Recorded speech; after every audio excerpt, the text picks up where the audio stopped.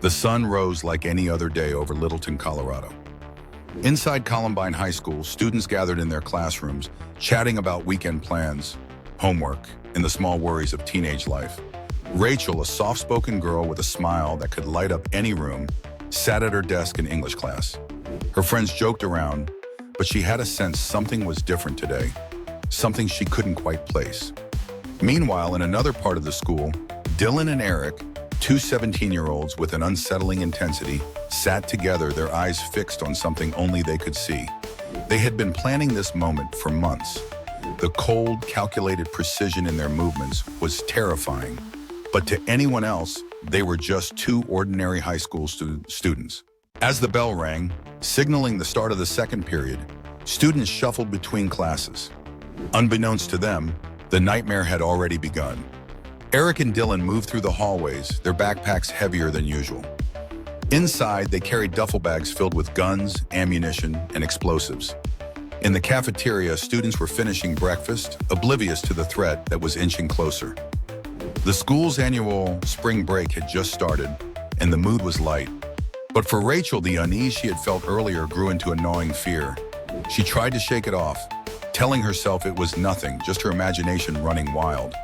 The sound of gunfire shattered the calm. The first shot rang out in the cafeteria, followed by a loud explosion.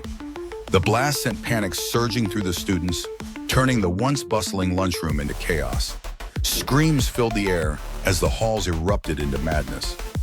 Rachel ducked under a table, her heart pounding in her chest. She couldn't understand what was happening. Why was someone shooting? Was this real? The scent of gunpowder filled the air, sharp and metallic. As chaos spread, Eric and Dylan were already on the move. They knew the layout of the school, and their plan was coming together.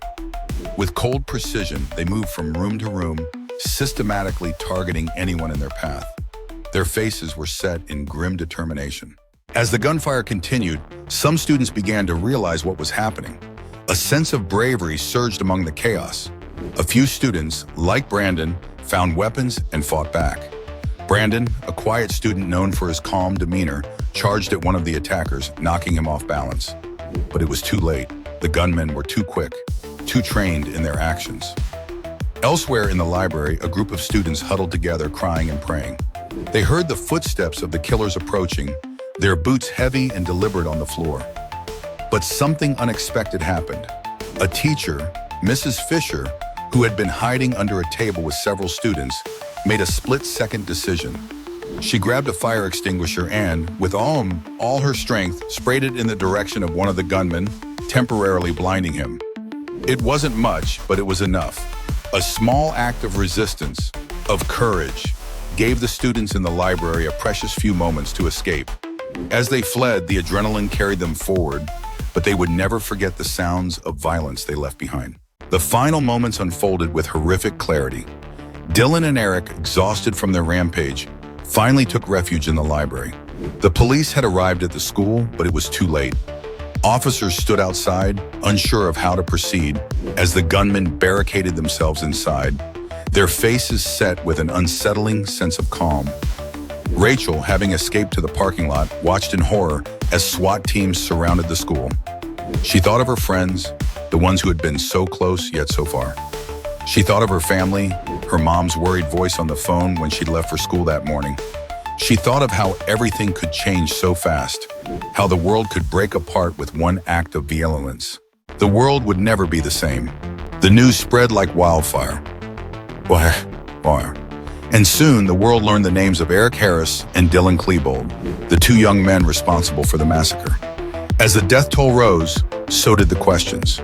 What drove these boys to do something so horrific? How had they slipped through the cracks? Rachel's story and the stories of countless others were broadcast for all to see. Some survived, but many didn't. Friends, siblings, parents, and teachers were left to pick up the pieces. And the pain, the sorrow, the anger, those would last for years. In the years that followed, Columbine became a symbol of the tragedy of school shootings. It sparked conversations about mental health, gun control, and the deepening divide in society. But it also sparked a movement of resilience. Students across the country would wear Remember Columbine pins, remembering the lives lost, but also the lives that would continue to fight for change. Rachel's story became one of hope. She was remembered not for the terror of that day, but for her kindness, for the way she had lived her life before that moment. Her memory was honored in ways she could never have imagined. Her legacy, a shining example of how a single life can make an impact even in the darkest of times. For those who survived, the scars of Columbine never truly healed, but they found ways to rebuild, to find strength in each other, and to keep moving forward. Though the world had changed forever, they would not let it define them. Like and subscribe for more.